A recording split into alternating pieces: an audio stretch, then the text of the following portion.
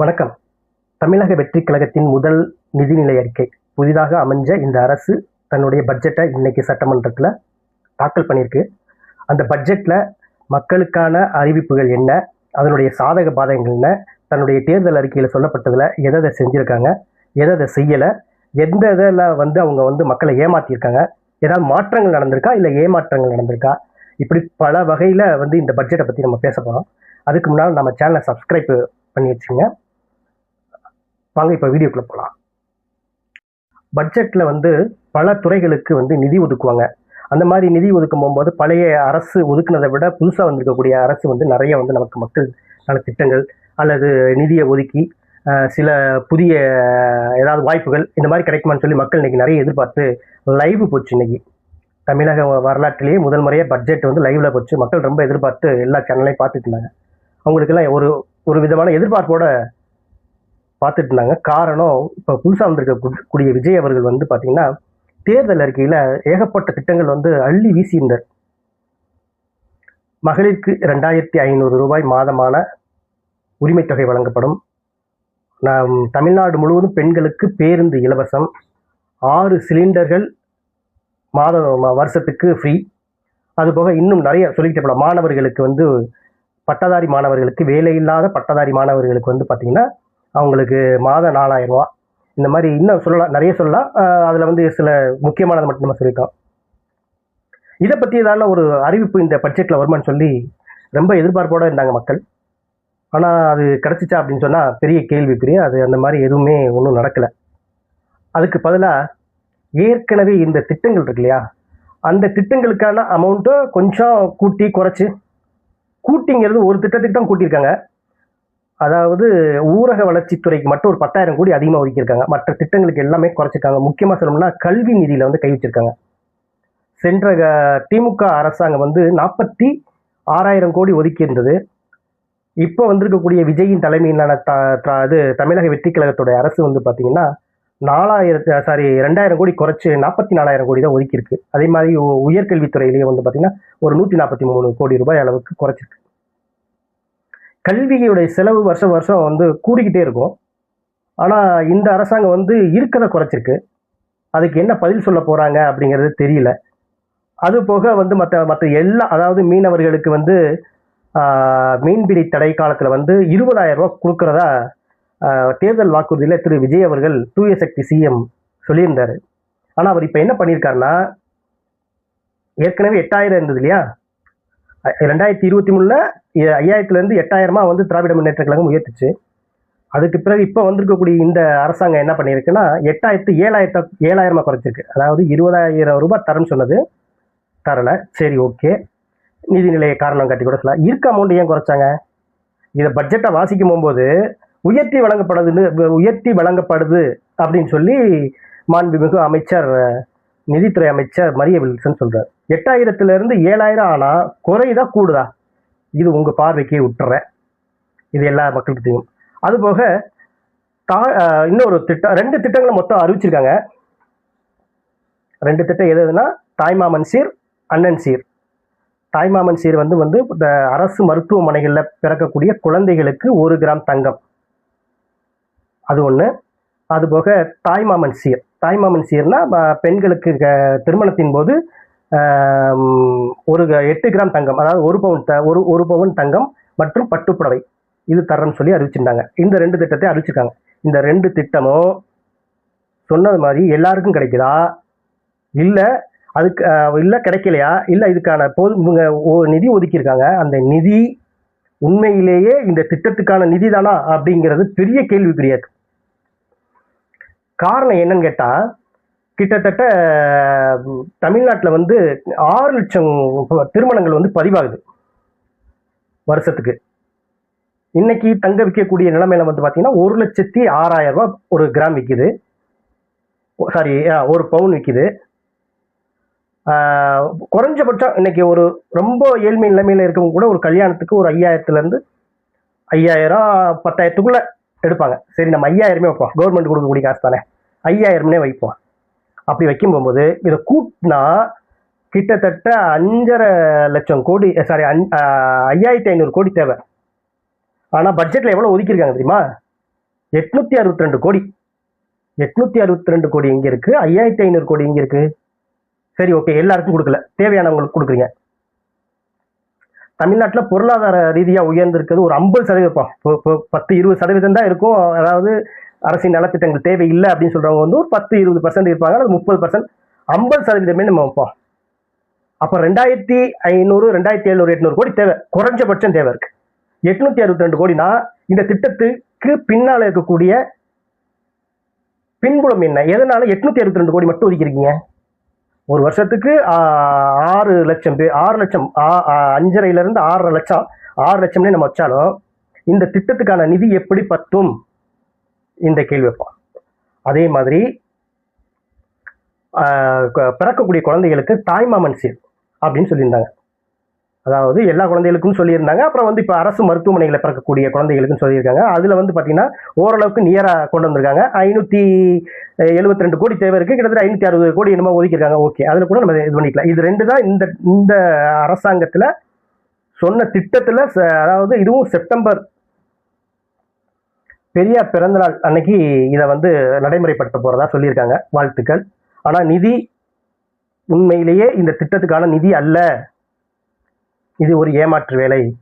பக்காவா மக்களை ஏமாத்திருக்காங்க. எப்படி பத்தும்? குறைஞ்சபட்சம் 2500 கோடி. எல்லா பெண்களுக்குன்னா 5500 கோடி வேணும். பாதி, அதாவது நான் சொல்றது middle class, lower middle class, அதுக்கு கீழே இருக்கக்கூடிய உழைப்பாளிகள். இவங்களுக்கு 50% இல்லை, அதுக்கு மேலே இருப்பாங்க. நம்ம 50% வச்சாலும் 2500 கோடி வேணும். 862 கோடி தான் ஒதுக்கியிருக்காங்க. சரி, இப்போ அடுத்த திட்டத்தை போய் பார்க்கலாம். அடுத்ததா வந்து பாத்தீங்கன்னா கால்நடை மருத்துவமனைகளை தரம் உயர்த்த 40 கோடி ரூபாய் ஒதுக்கியிருக்காங்க. தமிழ்நாட்டில் 183 கால்நடை மருத்துவமனைகள் இருக்கு.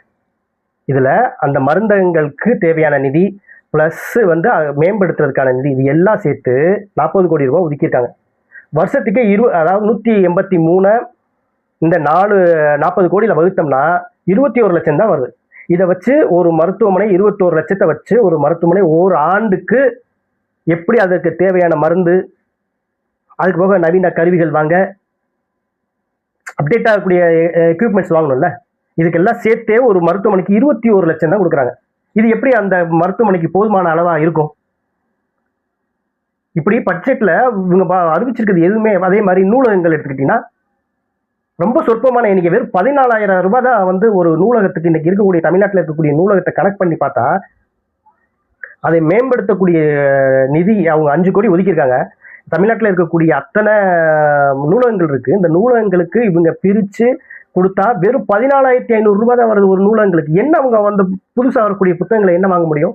அந்த நூலகங்களை ஏதாவது மாற்றம் செய்யணும்னா என்ன பண்ண முடியும்? இந்த 14,500 ரூபாயில எதுக்காக இந்த நிதி? இதெல்லாம் ஒதுக்க வேண்டிய அவசியம் இருக்கா? அதாவது ஒதுக்குனா ஒழுங்கா ஒதுக்கணும். போதுமான அளவுக்கு அரசு ஒதுக்குனாத்தான் வந்து அந்த திட்டம் வந்து மக்களுக்கு பயன்படக்கூடியதா இருக்கும்.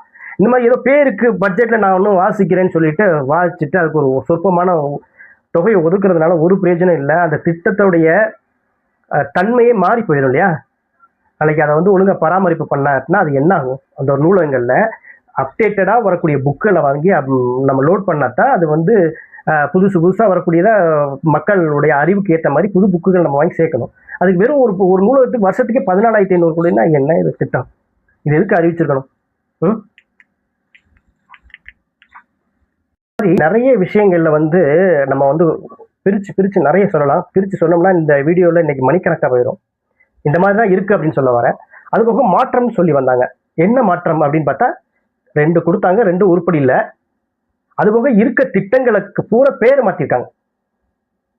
அதாவது வீடு கட்டு திட்டம், ஏற்கனவே இருக்கக்கூடிய திட்டத்துக்கு வெற்றி வீடு கட்டும் திட்டம், வெற்றி மடிக்கணினி திட்டம், தமிழ் புதல்வன் திட்டத்துக்கு பெயர் மாற்றம், மகளிர் உரிமை தொகைக்கு பெயர் மாற்றம், இப்படி எல்லாத்தையும் அதாவது பழைய திட்டங்களுடைய பெயரை மாற்றம்.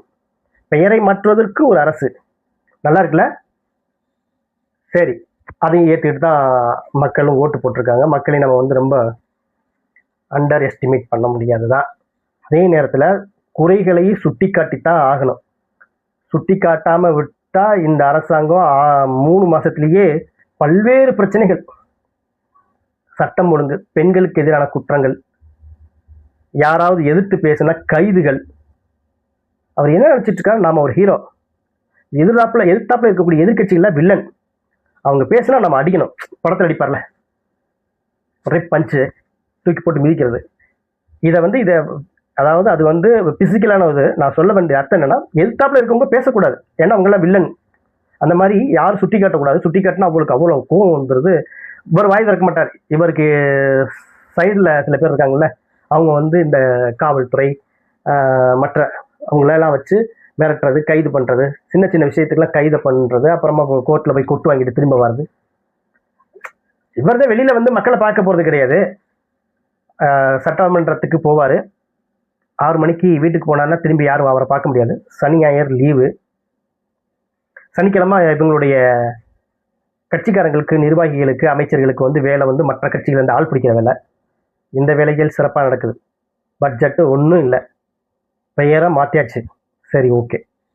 இதை விட பெரிய ஒரு விஷயம் நம்ம சொல்ல போகிறோம். 10 லட்சம் கோடி கடன். என்ன பண்ணீங்க? இந்த மாதிரி ஒரு பெரிய, எப்படி சொல்றதுன்னே தெரியல, அந்த அளவுக்கு வீர வசனம் வந்து மேடைகள் தோறும் எலெக்ஷனுக்கு முன்னால் பேசினார். வந்து 3 மாசத்துல 21,000 கோடி கடன் வாங்கியாச்சு. பெரிய திட்டங்கள் ஒன்றும் இல்லை. இருக்க திட்டங்களுக்கு நிதி ஆதாரத்தை பெருக்கலை. அதுக்கு ஒரு குழு அமைக்க போகிறோம். நிதி ஆதாரத்தை பெருக்கிறதுக்கு குழு அமைக்க போகிறோம். இதெல்லாம் இன்னைக்கு பட்ஜெட்டில் வந்த செய்திகள். மாண்டே சிங் அல்வாலியா தலைமையில் ஒரு குழு அமைக்கிறாங்க, 5 பேரை வச்சு. அவங்க வந்து நிதி ஆதாரத்தை பெருக்க போகிறதுக்கு ஒரு அவங்களுடைய ஒர்க் அப்படிங்கிற மாதிரி ஒதுக்கி விட்டாங்க. சரி, ஓகே, நல்ல விஷயம்தான். பட்ஜெட்டுக்கு தமிழ்நாட்டுக்கு நிதி வந்து சேர்ந்தா போதும் அப்படி நம்ம எதிர்பார்க்கும் போகும்போது இவங்க என்ன பண்ணியிருக்காங்க தெரியுமா? புது திட்டங்கள் இல்லாமலேயே 1,72,000 கோடி இந்த வருஷத்துல கடன் வாங்க போறாங்க. 3 மாசத்துல 21,000 கோடி வாங்கினதும் இல்லாம இப்ப இந்த வருஷத்துல இருந்து அடுத்த வருஷம் பட்ஜெட் வரதுக்குள்ள 1,72,000 கோடி கடன் வாங்க போறாங்க. 1,72,000 கோடி கடன் வாங்க நீங்கள் முடியுதுல்ல? இப்ப அந்த அரசை கேட்கும் போகும்போது இன்னைக்கு இந்த அரசாங்கத்தில் இருக்கக்கூடிய உங்களை பார்த்து எதிர்கட்சிகள் கேள்வி கேட்கத்தானே செய்யும். இதுக்கு நீங்க பதில் சொல்லணும்ல. அவங்க வந்து பதில் சொன்னாங்க, நாங்க இந்த கடனை, அதாவது பழைய அரசு 5 லட்சம் கோடி வச்சிருந்துச்சு, இந்த அரசு 5 லட்சம் கோடி வாங்குச்சு. வாங்கினதுக்கான மொத்த எதுக்கு செலவு பண்ணணும்னு மொத்த டீட்டெயில் கொடுத்துச்சு. நமக்கு இன்னும் கடன் வாங்கக்கூடிய அளவுக்கான தகுதிகளையும் இந்த அரசாங்கம் உருவாக்கிட்டு போச்சு. அதனுடைய தொடர்ச்சியாக தான் இப்போ நீங்கள் வாங்குறீங்க. நீங்கள் ஒன்றும் புது திட்டங்களோ, இப்போ ஜிஎஸ்டிபியோ எதுவுமே நீங்கள் உயர்த்தலை. அந்த அரசாங்கம் உயர்த்தி வச்சதோடைய தொடர்ச்சியே இப்போ நீங்கள் வந்து 1,72,000 கோடி கடன் வாங்க போறீங்க. 1,70,000 கிட்டத்தட்ட 2 லட்சம் கோடி வைப்போம். 5 வருஷத்துக்கு நீங்கள் வாங்க போகிற கோடி கடன் தொகை எவ்வளவு? 10 லட்சம் கோடி. கிட்டத்தட்ட 10 லட்சம் கோடி, 8லேருந்து 10 லட்சம் கோடி. அப்போ நீங்கள் வெறும் 5 வருஷத்துக்கு நீங்கள் வாங்க போகிற தொகை மட்டும் 10 லட்சம், 8லேருந்து 10 லட்சம் கோடி.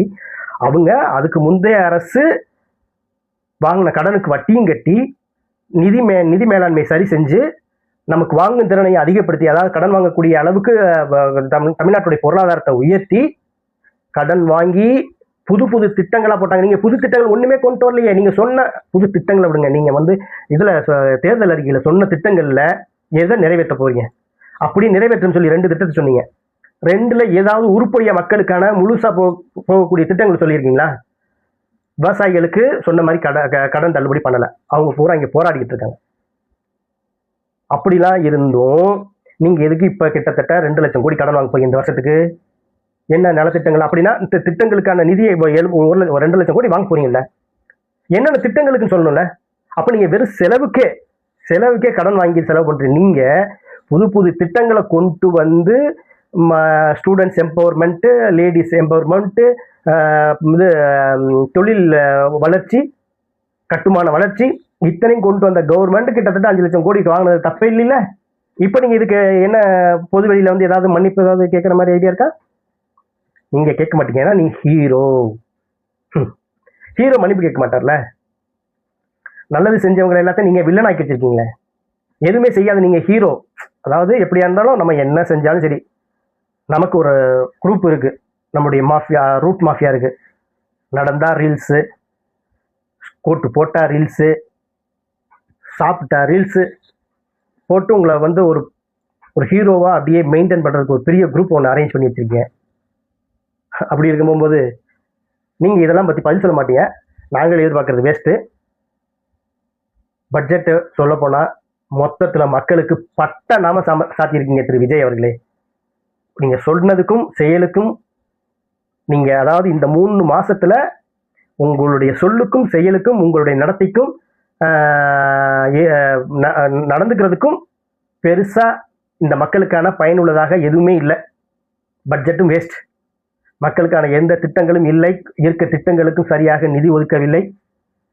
இப்படி இருக்கும்போது இந்த அரசை நம்ம பெருசா இனி அடுத்த பட்ஜெட்ல இதை பத்தி பேசலாம், பார்க்கலாம். 3 மாசம் ஆயிருக்கு, அடுத்த பட்ஜெட்லையும் ஏதாவது புதுசா பண்றாரு அப்படின்னு பார்க்கலாம்.